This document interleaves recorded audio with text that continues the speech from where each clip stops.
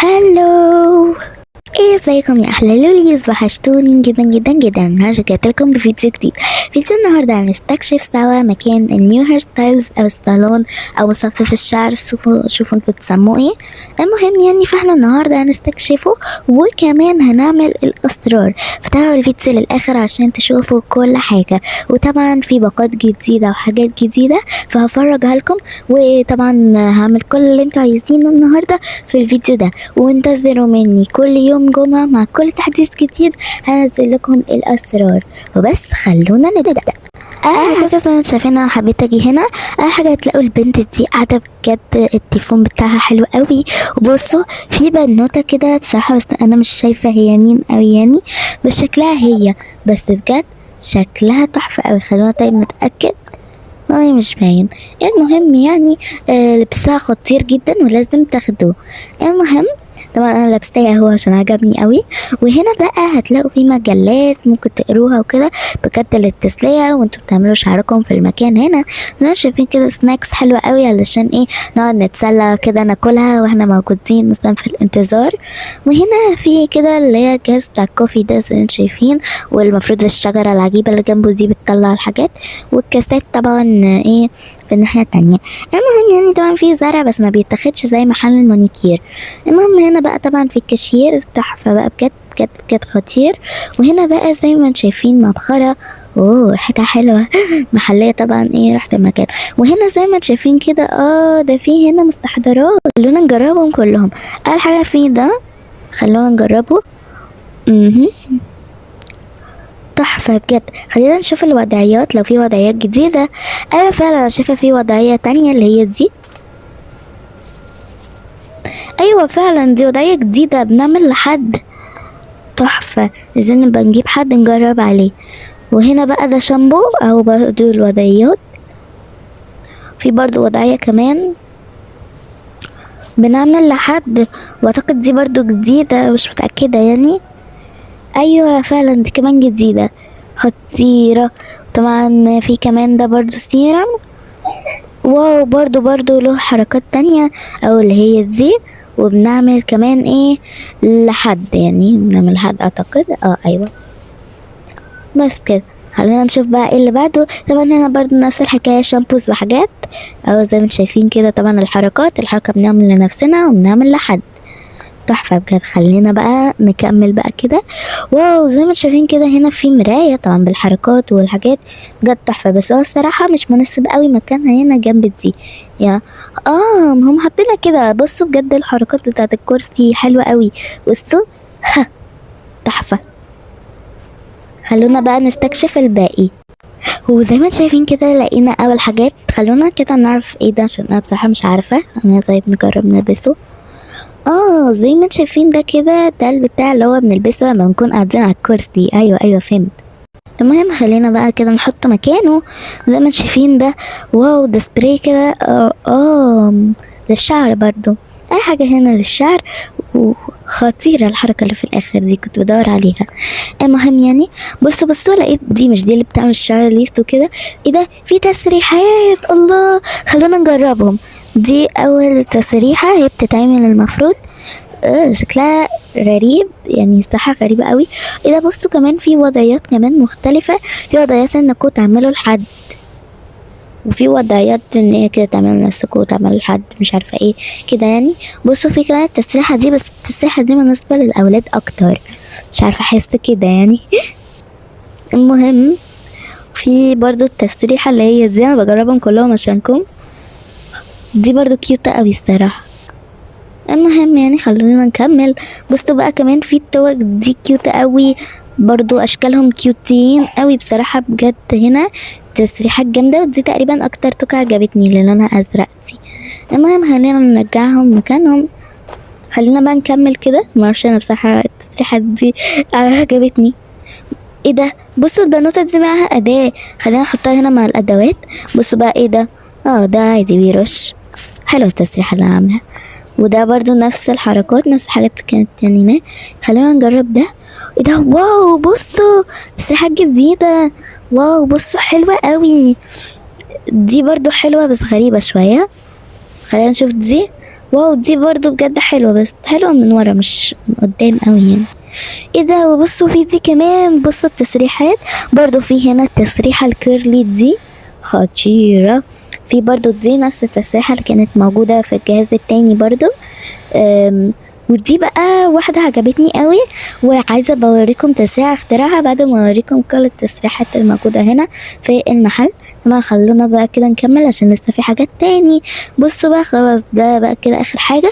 هنا بقى التسريحة الطويلة اللي هي كانت موجودة في الاعلان، بجد دي اكتر واحدة كانت عجباني لحد ما شفت الباقي. وهنا برضو دي واحدة تانية بجد برضو حلوة. وفي برضو دي، بس الصراحة في حاجات معينة عجبتني وفي حاجات لأ.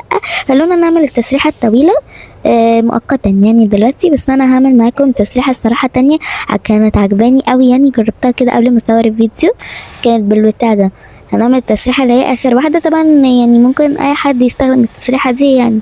اوكي طبعا هنعمل التسريحة دي، وهندخل كده على ايه، المصمم بتاع الشخصيات.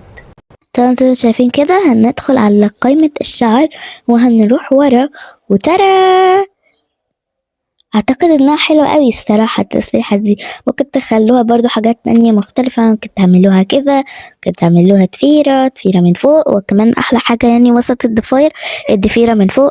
ممكن تعملوها كده كده كده كده، في كذا تسريحة يعني ممكن تعملوها، ودي من احلى القصات اللي موجودة في المحل كله. بصوا ممكن تعملوا كده، ممكن كده، ممكن كده، وبجد حلوة جدا على تسريحة البوني تيل اللي هي دي، بجد تحفة. وانا كمان حبيت اللي هي ايه، الكحكة دي، فهكمل بيها معاكم بقية الفيديو. المهم عشان ما اطولش عليكم دلوقتي هنكمل بقية الاستكشاف كده سريعا، عشان طبعا اقول لكم على الاسرار. المهم بقى زي ما شايفين كده، هنا في سبرايز بقى وحاجات كده خطيرة بجد تحفة.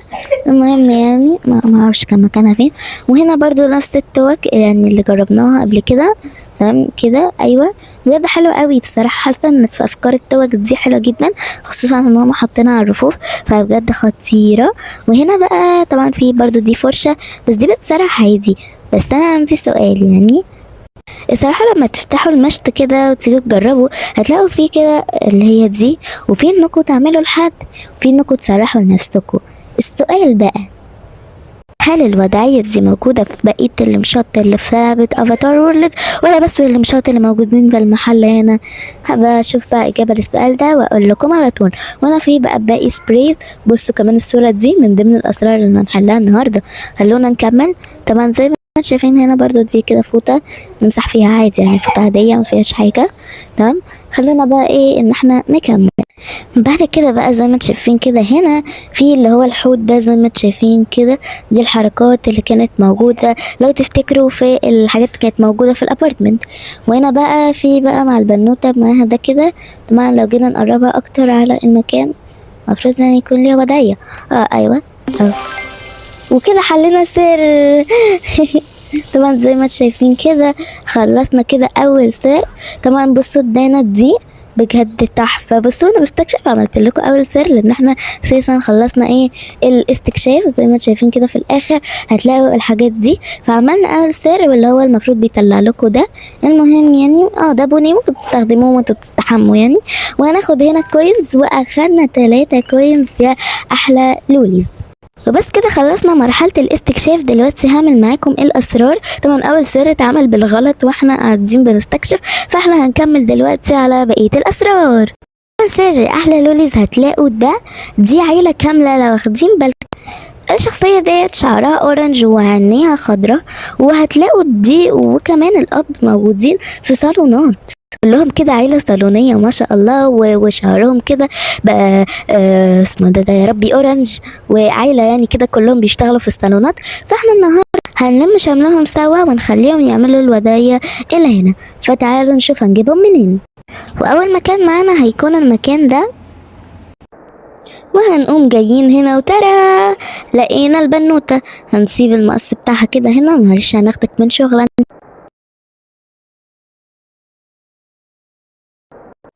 وهنفتح كده زي ما شايفين المصمم، وهندخل كده على المكان. وشايفين الشخصية دي كده لو انا بنزلها واشيلها هتحطوها في النجمة. طبعا انا كنت حطاها في النجمة اساسا، فانتوا ايه حطوها. والمكان اللي بعده في المدينة العادية هو الصالون ده. وطبعا هنيجي هنا زي ما انتوا شايفين، وهتلاقوا اهو سلم نفسك موجود هنا في وشكوا. فخلونا نعمل نفس الخطوات اللي عملناها مع البنت التانية. هتفتحوا المصمم وهتلاقوا كده زي ما شايفين كده التليفون يعني قصدي، هتقوموا حاطينه في النجمة، وهنقوم اخدينه كده معانا علشان نعمل السر.